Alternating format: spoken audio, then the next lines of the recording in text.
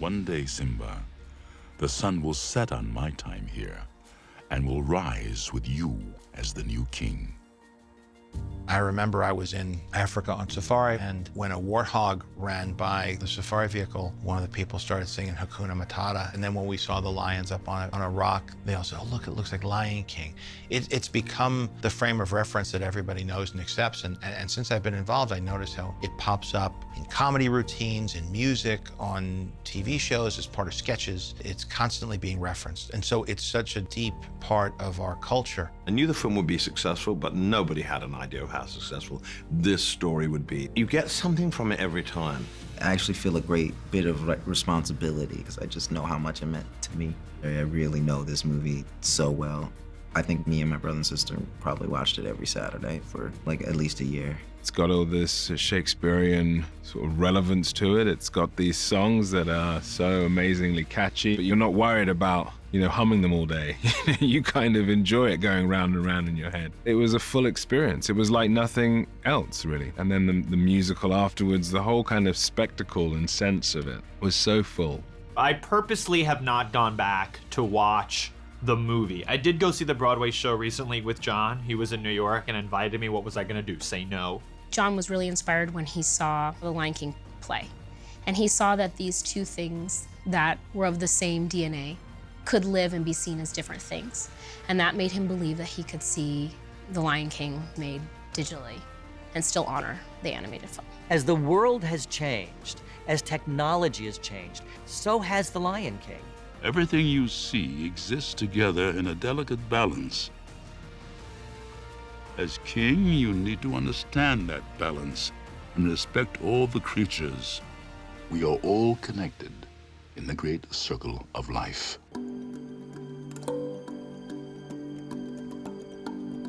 Lion King, I felt I could really do something special with, because I understood how important that inherited relationship with the material and the characters was. It has such powerful themes and such timeless themes. Not musical themes, that as well, but I mean themes, emotional themes and themes that predate the film, going back to Hamlet and before, when you're dealing with all of the betrayal and the coming of age and death and rebirth and all of the cycles of life that are the foundation of all the myths around the world.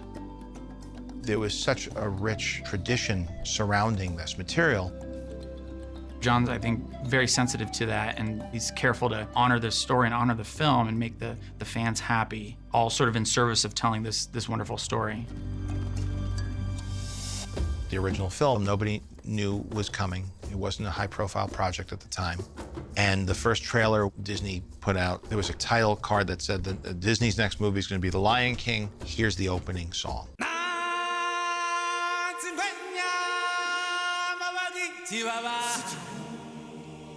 The very first trailer of The Lion King was just Circle of Life played straight through, partly because it's all we had finished in animation and we had to have something to put in the movie theaters. But the surprise to us was how emotional people got about it.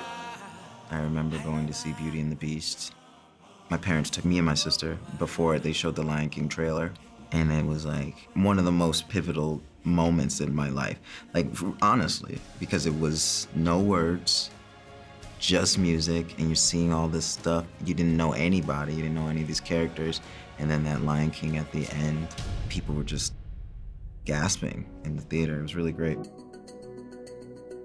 The first thing I asked when I got hired was, when's D23? Because the D23 Expo is when the Disney fans, and not just the Disney fans, but you also have the Star Wars fans and the Marvel fans, Pixar fans, all gathered to one place. It's much like Comic-Con in that you have this hall with, I think, 5,000 or 6,000 people in it, and you're presenting to them, you're making a case for the slate of upcoming productions. And the best is when you get to give a sneak peek and sort of show the people who are the most invested in this property what you're planning to do with it.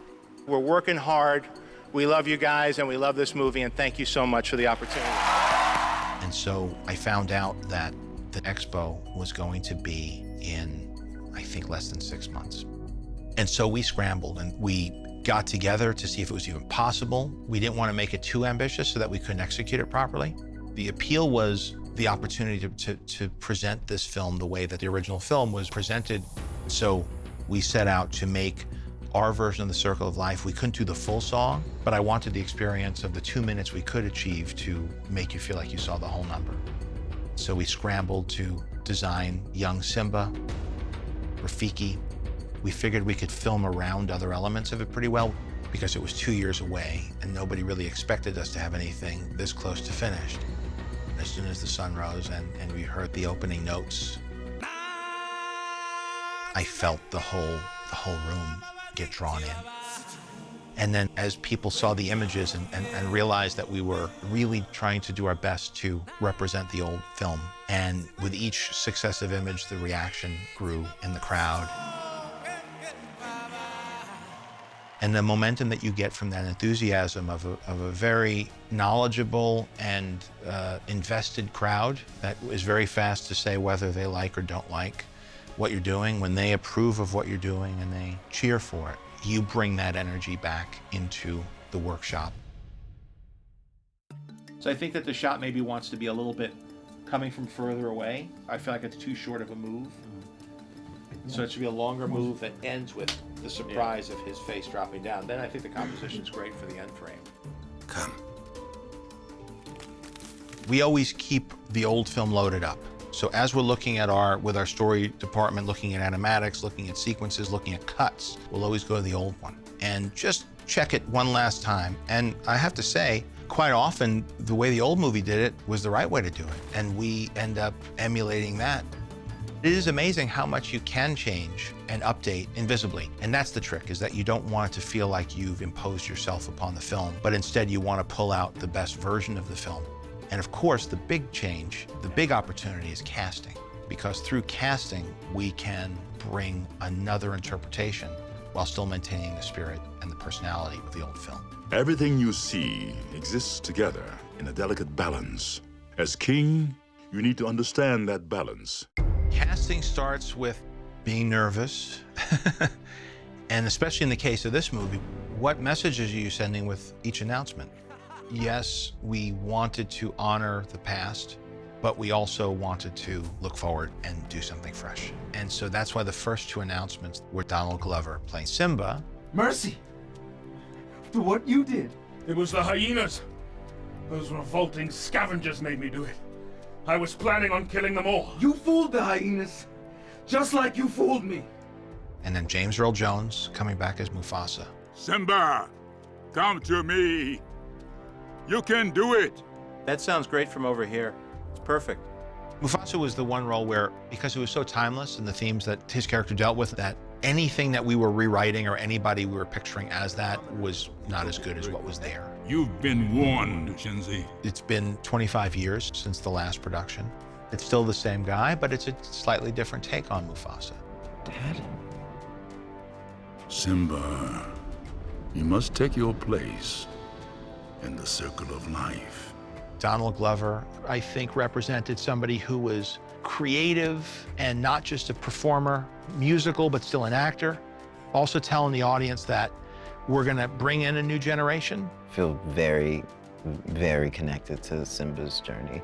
This is incredible. You're gonna love it here. When you're recording, you're seeing pictures and like animatics, and you're really breathing life into them. Timon, Pumbaa, this is Nala. Best friend? Well, that hurts. Yeah, my best friend. You know how best friends. It's like I got many best friends. Time out. Okay, I need a timeout. Okay. Let me get this straight. You know her. Yes. She knows you. Yes. And she wants to eat him. And everyone is okay with this? Would you Did I calm miss down? something? Relax. It's great. You're playing the music of the conversation, which is nice. And I really think this is a good way to do a lot of this. You're emoting with all your, with really just your voice. Ah! You can't win, Scar! This is my kingdom! My destiny! That's fun, because you can go as far anywhere as you want, but you know that that's what they're using to really make these characters. Like if you do it really loud or fast or emote really hard, that's how they'll draw it. So you need to really give it to them vocally so they can capture it. Simba, you wouldn't kill your only uncle? No, Scar. I'm not like you. Oh, Simba. You are truly noble, and I will make it up to you. Just tell me how I can prove myself. Tell me what you want me to do. Run. Run away, Scar. Run away and never return. For Lion King, there was an opportunity to breathe something new into it. And so to have Beyonce, that presence in Nala was able to help us expand what that role meant. Are you with me, Lions? The movie has an incredible spirit. It opens you up. It talks about the struggle of standing up and fighting for what you love. It's very real. Because the women are, we're the fighters. We have Alfre Woodard playing Sarabi. She really brings a wonderful texture. Her voice has a wonderful texture. It's over, Scar. Don't you see that? Suffering for what? The memory of a life you once knew, a king you once loved? Still love. You're adding such dimension to this. Thank you so much. Sarabi's one of the roles where we found that there was room to add more to.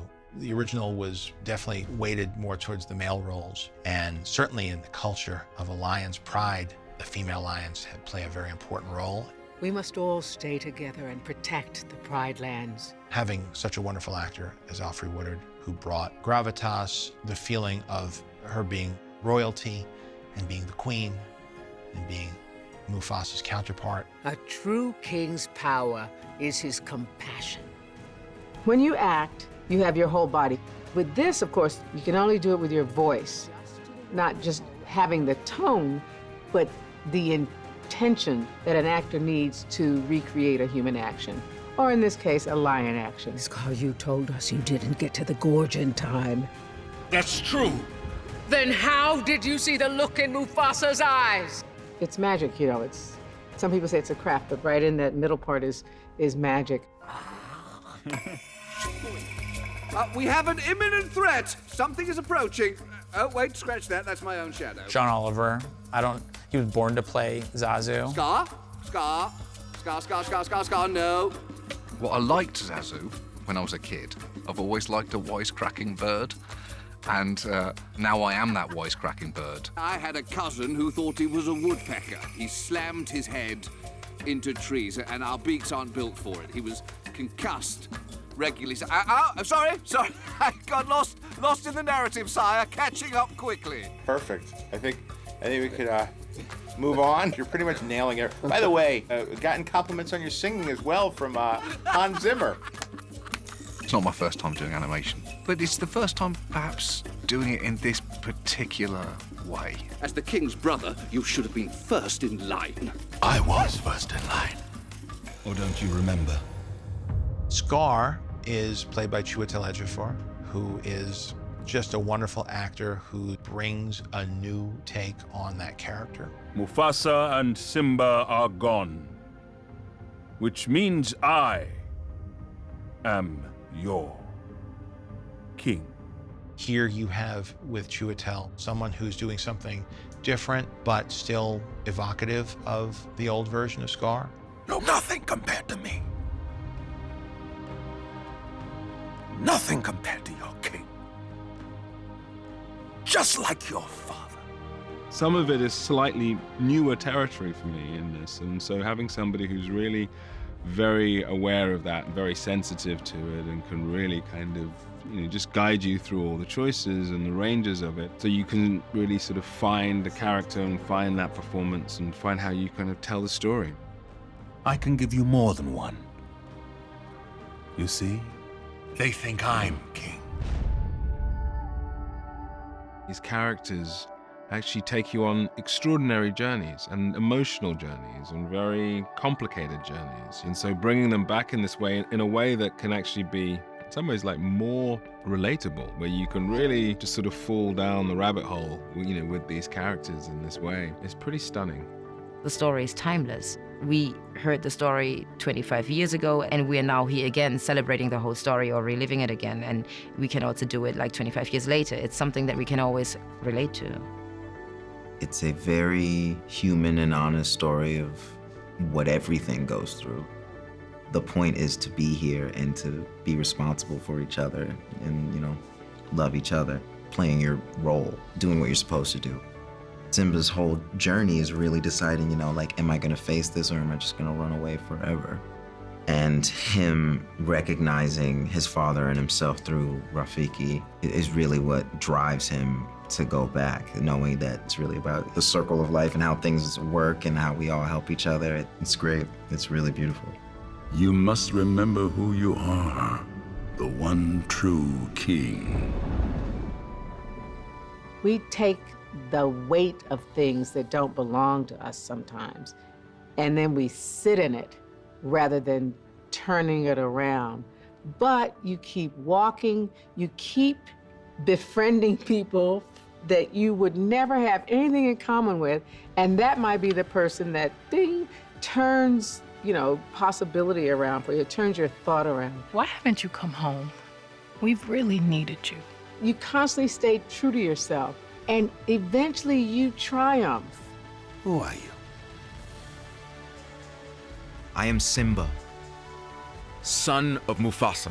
I think the reason The Lion King has endured the way that it has is because the inspiration that we're getting from it is personal. It's one of those wonderful things where we see the best of ourselves in this movie.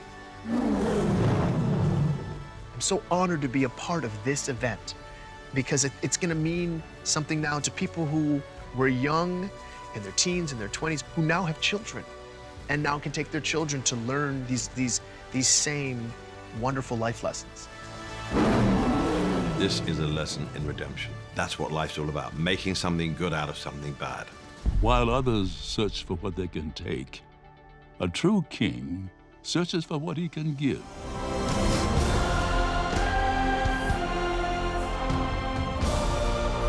We just had our premiere and it just got out of the theater. Thank you for all coming out. This is the first audience that's ever going to see this film. So you look out at that theater and you see all those people. I started to get really nervous, but they were all very excited to see it. And it felt like everybody was really engaged with it. And then when the laughs start with Hakuna Matata, then you start to really get a response from the audience. You start to feel the room roll with the movie. And then I just was very proud of everybody. That's what's nice about movies. Being in a full theater like that, it's a communal experience. A movie that's this technical and this big and has a legacy that dates back so many decades and so many people care about.